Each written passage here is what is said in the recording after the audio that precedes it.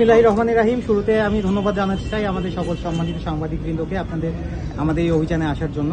আপনারা জানেন যে পলিথিন আমাদের সমাজের পরিবেশের ভারসাম্য নষ্ট করার জন্য অন্যতম একটি অন্তরায়। তো এই পলিথিন নির্মূলে আমাদের সরকার সর্বদা সচেষ্ট ছিল এবং আমাদের বর্তমানে পরিবেশ উপদেষ্টা মহোদয় এই পলিথিন নির্মূলে যথেষ্ট সোচ্চার উদ্যোগ আমরা গ্রহণ করেছি। এরই প্রেক্ষিতে র্যাব ফোর্সেস সারা দেশব্যাপী এই পলিথিন নির্মূলে অভিযান পরিচালনা করেছে। তারই ধারাবাহিকতায় আজকে আমরা রাজশাহী মহানগরীতে বেশ কয়েকটি স্পটে আমরা পলিথিন নিরোধ কর্মসূচি পালন করছি। আমাদের সাথে পরিবেশ অধিদপ্তরের উপপরিচালক মহোদয় আছেন, আপনারা দেখেছেন।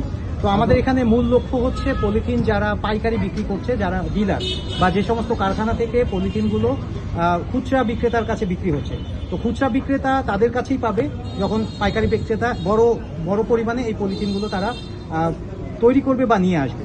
তো তারা যদি এটা তৈরি না করে বা তারা যদি এটা বাজারজাত না করে তাহলে কিন্তু মাঠ পর্যায়ে পলিথিনটা ছড়াবে না।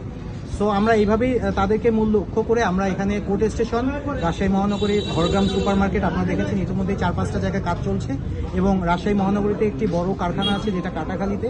আমরা এখান থেকে আমরা ওখানেও যাব। তো এই অভিযান আমাদের চলমান থাকবে ইনশাআল্লাহ। আমরা পরিবেশ অধিদপ্তরের সাথে সমন্বয়ে আমরা পলিথিন সমূলে নির্মূল করার জন্য এবং পরিবেশের ভারসাম্য রক্ষার জন্য আমরা আমাদের এই অভিযান সর্বদা চলমান রাখবো। ধন্যবাদ। Thank you.